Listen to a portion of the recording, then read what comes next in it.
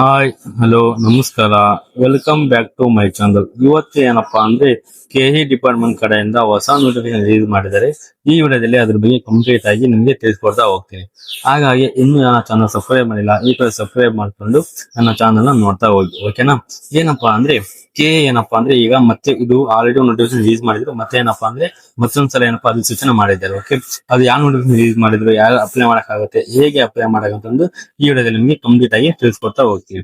ಹಾಗೆ ಸಂಸ್ಥೆಗಳು ಯಾವ ಸಂಸ್ಥೆಗಳಿಂದ ನಿಮ್ಗೆ ನೋಟಿಫಿಕೇಶನ್ ರಿಲೀಸ್ ಮಾಡಿದಾರಪ್ಪ ಅಂದ್ರೆ ಬೆಂಗಳೂರು ನಗರ ನೀರು ಸರಬರಾಜು ಒಳಚರಂಡಿ ಕಡೆಯಿಂದ ಏನಪ್ಪಾ ಅಂದ್ರೆ ಅದೊಂದು ನೋಟಿಫಿಕೇಶನ್ ಆಗಿರುತ್ತೆ. ಹಾಗೆ ಕರ್ನಾಟಕ ರಾಜ್ಯ ಸಣ್ಣ ಕೈಗಾರಿಕೆ ಅಭಿವೃದ್ಧಿ ನಿಗಮ ಮಂಡಳಿ ಕಡೆಯಿಂದ ಅಲ್ಲಿ ಒಂದು ನೋಟಿಫಿಕೇಶನ್ ರಿಲೀಸ್ ಆಗಿರುತ್ತೆ. ಟೋಟಲ್ ಆಗಿ 2 ನೋಟಿಫಿಕೇಶನ್ ಇಲ್ಲಿ ರಿಲೀಸ್ ಮಾಡಿದ್ದಾರೆ. ನೆಕ್ಸ್ಟ್ ಬಂದ್ಬಿಟ್ಟು ಏನಪ್ಪಾ ಅಂದ್ರೆ ಹುದ್ದೆಗಳ ವೇತನ ಎಷ್ಟಿರುತ್ತಪ್ಪ ಅಂದ್ರೆ ನಿಮ್ಗೆ 53,000 ರೂಪಾಯಿ ಏನಪ್ಪಾ ಅಂದ್ರೆ ಬೇಸಿಕ್ ಸ್ಯಾಲರಿ ಇರುತ್ತೆ. ಅದು ಏನಪ್ಪಾ ಅಂದ್ರೆ ಬೆಂಗಳೂರು ನಗರ ನೀರು ಸರಬರಾಜು ಒಳಚರಂಡಿ ಮಂಡಳಿ ಏನಪ್ಪಾ ಅಂದ್ರೆ 53,000ರಿಂದ 1,15,000 ರೂಪಾಯಿ ಸಂಬಳ ಇರುತ್ತೆ. ಹಾಗೆ ಕರ್ನಾಟಕ ರಾಜ್ಯ ಸಣ್ಣ ಕೈಗಾರಿಕೆ ಅಭಿವೃದ್ಧಿ ನಿಗಮ ಅದು ಸ್ಯಾಲರಿ ಎಷ್ಟಿರುತ್ತಪ್ಪ ಅಂದ್ರೆ 69,000 1,34,000 ರೂಪಾಯಿ ಏನಪ್ಪಾ ಇಲ್ಲಿ ಸಂಬಳಗಳು ಇಲ್ಲಿ ಕೊಡ್ತಾ ಹೋಗ್ತಾರೆ. ಅದಾದ್ಮೇಲೆ ಹುದ್ದೆಗಳ ವಿವರ ನೋಡ್ತಾ ಹೋಗೋಣ. ಓಕೆನಾ? ಎಷ್ಟೆಷ್ಟು ಹುದ್ದೆಗಳ ಖಾಲಿದಾವಪ್ಪ ಅಂದ್ರೆ ಇಲ್ಲಿ 5 ಹುದ್ದೆಗಳ ಖಾಲಿದಾವೆ. ಯಾಗಪ್ಪ ಅಂದ್ರೆ ಆಮೇಲೆ ಮೆಕ್ಯಾನಿಕಲ್ 1 ಹುದ್ದೆಗಳಲ್ಲಿ ಖಾಲಿ ಇದೆ ಅಂತ ನೋಡ್ತಾ ಹೋಗಬಹುದು. ಹಾಗೆ ಇಲ್ಲಿ KSSITC ಏನಪ್ಪಾ ಅಂದ್ರೆ 1 ಹುದ್ದೆಗಳಲ್ಲಿ ಖಾಲಿ ಇದೆ ಅಂತ ಇಲ್ಲಿ ತಿಳಿಸಿ ಕೊಟ್ಟಿದ್ದಾರೆ. ಅದಾದ್ಮೇಲೆ ಈ ಜಾಬ್ ಯಾರ್ಯಾರು ಅಪ್ಲೈ ಮಾಡಬೇಕು, ಯಾರು ಎಲಿಜಿಬಲ್ ಇದಾರಪ್ಪ ಅಂದ್ರೆ ಈಗ ಶೈಕ್ಷಣಿಕ ಅರ್ಹತೆ ಏನಾಗಿರ್ಬೇಕಪ್ಪ ಅಂದ್ರೆ ನೀವು ಯಾವ್ದಾದ್ರು ಒಂದು ಯೂನಿವರ್ಸಿಟಿಗಳಿಂದ ಡಿಗ್ರಿ ಕಂಪ್ಲೀಟ್ ಆಗಿರ್ಬೇಕು. ಅಂದ್ರೆ ಸಿವಿಲ್ ಆದ್ರೂ ಮಾಡಿದ್ರೆ ಅಪ್ಲೈ ಮಾಡಬಹುದು, ಮೆಕ್ಯಾನಿಕಲ್ ಮಾಡಿದ್ರೆ ಅಪ್ಲೈ ಮಾಡಬಹುದು. ಹಾಗೆ ಕಂಪ್ಯೂಟರ್ ಇಂಜಿನಿಯರ್ ಮಾಡಿದ್ರು ಕೂಡ ಏನಪ್ಪಾ ಈ ಜಾಬ್ ನೀವು ಅಪ್ಲೈ ಮಾಡಕ್ಕೆ ಎಲಿಜಿಬಲ್ ಕೂಡ ಇರ್ತೀರಾ.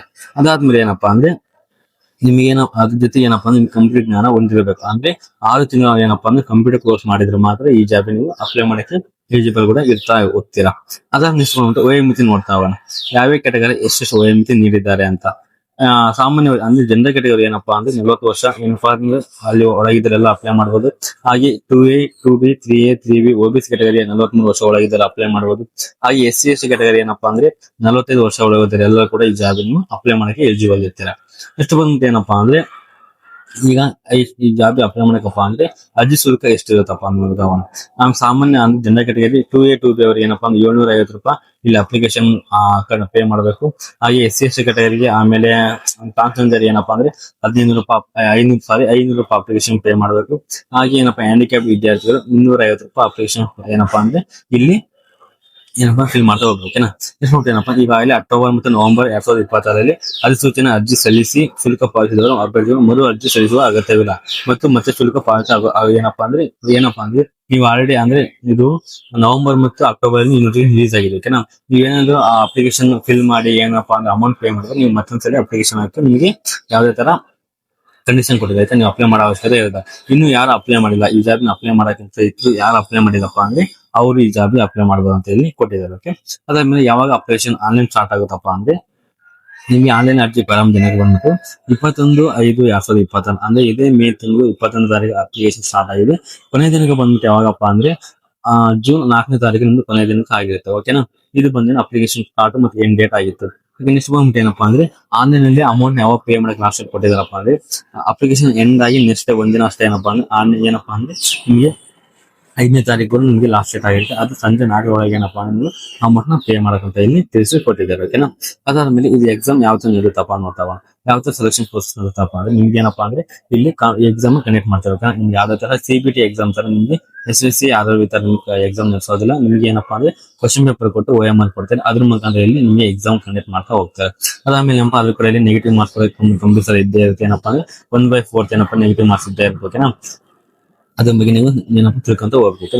ನೆಕ್ಸ್ಟ್ ಬಂದ್ಬಿಟ್ಟು ಏನಪ್ಪಾ ಅಂದ್ರೆ ನೀವು ಅದ್ರಲ್ಲಿ ಏನಪ್ಪಾ ಎಲಿಜಿಬಲ್ ಆಗ್ಬೇಕಪ್ಪ ಅಂದ್ರೆ ಖಂಡಿತ ಏನಪ್ಪಾ ಅಂದ್ರೆ 35% ಏನಪ್ಪಾ ಅಂದ್ರೆ ಮಾರ್ಕ್ಸ್ ತಗೋಬೇಕು. ಇದು ಏನಪ್ಪಾ ಅಂದ್ರೆ ಒಂದು ಸೆಲೆಕ್ಷನ್ ಪ್ರೋಸೆಸ್ ಅಲ್ಲ, ಜಸ್ಟ್ ಏನಪ್ಪಾ ಅಂದ್ರೆ ಎಲಿಜಿಬಲ್ ಗೋಸ್ಕರ. ಓಕೆ, ನೆಕ್ಸ್ಟ್ ಬಂದ್ಬಿಟ್ಟು ಏನಪ್ಪಾ ಅಂದ್ರೆ ಕನ್ನಡ ಭಾಷೆ ಪರೀಕ್ಷೆ. ನೀವೇನು SLC ಯಲ್ಲಿ ನೀವು SLC ಏನಪ್ಪಾ ಅಂದ್ರೆ ನೀವು ಫಸ್ಟ್ ಲ್ಯಾಂಗ್ವೇಜ್ ಕನ್ನಡ ಓದಿದ್ರಿ, ನೀವು ಯಾವ್ದೇ ತರ ಕನ್ನಡ ಎಕ್ಸಾಮ್ ಬರೋ ಅವಶ್ಯಕತೆ ಇರೋದಿಲ್ಲ. ನೀವೇನಂದ್ರೆ SLC ಒಳಗೆ ಸೆಕೆಂಡ್ ಲ್ಯಾಂಗ್ವೇಜ್ ಕನ್ನಡ ಓದಿದ್ರೆ ನೀವು ಕಂಪಲ್ಸರಿ ಏನಪ್ಪಾ ಕನ್ನಡ ಎಕ್ಸಾಮ್ ಬರಲೇಬೇಕು. ಅದು 250 ಮಾರ್ಕ್ಸ್ ಇರುತ್ತೆ. ಅದ್ರಲ್ಲಿ ಯಾವ್ದು ನೆಗೆಟಿವ್ ಮಾರ್ಕ್ಸ್ ಇರಲ್ಲ. ನೀವು ಟೋಟಲ್ ಎಷ್ಟು ಇರಬೇಕಪ್ಪ ಅಂದ್ರೆ ನೀವು 50 ಮಾರ್ಕ್ಸ್ ತೆಗೆದ್ರೆ ಇದರಲ್ಲಿ ಏನಪ್ಪಾ ನೀವು ಎಲಿಜಿಬಲ್ ಆಗ್ತಾ ಹೋಗ್ತೀರ. ಓಕೆನಾ? ಅದು ಏನಪ್ಪಾ ಕನ್ನಡ ಲ್ಯಾಂಗ್ವೇಜ್ ಫಸ್ಟ್ ಲ್ಯಾಂಗ್ವೇಜ್ ಇಲ್ಲಪ್ಪ ಅಂದರಿಗೆ ಇದು ಬರೀಬೇಕಾಗುತ್ತೆ. ಓಕೆನಾ?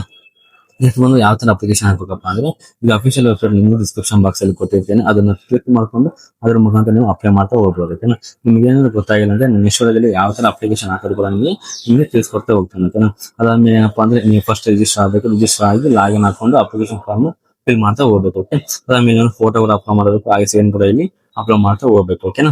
ಇದಿಷ್ಟು ಏನಪ್ಪಾ ಅಂದ್ರೆ ಈಗ ಹೊಸ ನೋಟಿಫಿಕೇಶನ್ ರಿಲೀಸ್ ಮಾಡಿದಿಲ್ವಾ, ಮತ್ತೆ ಅದ್ರ ಬಗ್ಗೆ ಆಗಿತ್ತು. ಏನಪ್ಪಾ ಅಂದ್ರೆ ಅಫಿಷಿಯಲ್ PDF ಲಿಂಕ್ ಮತ್ತೆ ಅಪ್ಲೈ ಲಿಂಕ್ ಹಾಗೆ K website link description box ಅಲ್ಲಿ ಕೊಟ್ಟಿರ್ತೀನಿ. ಅದ್ರ ಮುಖಾಂತರ ನೀವು ಕ್ಲಿಕ್ ಮಾಡ್ಕೊಂಡು PDF ಒನ್ ಟೈಮ್ ಓದ್ಕೊಂಡು ಕೂಡ ನೀವು ಅಪ್ಲೈ ಮಾಡ್ತಾ ಹೋಗ್ಬೋದು.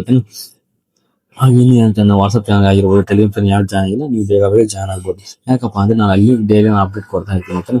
ಹಾಗಾಗಿ ನೀವು ಅಲ್ಲಿ ಜಾಯ್ನ್ ಹಾಕೊಂಡು ಏನಪ್ಪಾ ಹೆಚ್ಚುವರಿ ಏನಪ್ಪಾ ಏನ್ ಡೀಟೇಲ್ಸ್ ಇದೆ ಅಲ್ಲಿ ನಾನು ಅಪ್ಲೋಡ್ ಮಾಡ್ತಾ ಇದ್ದೀನಿ, ಅಲ್ಲಿ ನೀವು ಜಾಯ್ನ್ ಆಗ್ಬೋದು. ಇದಿಷ್ಟು ಏನಪ್ಪಾ ಅಂದ್ರೆ KA ಕಡೆಯಿಂದ ಹೊಸ ನೋಟಿಫಿಕೇಶನ್ ಯೂಸ್ ಮಾಡಿದ್ರು ಅದೇನಪ್ಪಾ ಅಂದ್ರೆ ಮತ್ತೆ ಯಾರು ಅಪ್ಲೈ ಮಾಡಿದ್ರೆ ಈ ಕೂಡ ಅಪ್ಲೈ ಮಾಡ್ತಾ ಹೋಗ್ಬೋದು. ಇದಿಷ್ಟು ಈ ವಿಡಿಯೋದಲ್ಲಿ ಆಗಿತ್ತು. ಈ ವಿಡಿಯೋ ನಿಮ್ಗೆ ಇಷ್ಟ ಆಗಿದ್ರೆ ಲೈಕ್ ಮಾಡಿ, ಕಮೆಂಟ್ ಮಾಡಿ, ಹಾಗೆ ಶೇರ್ ಮಾಡ್ತಾ ಹೋಗಿ. ಹಾಗೆ ಇಷ್ಟೊತ್ತು ನಾವು ವಿಡಿಯೋ ಧನ್ಯವಾದಗಳು.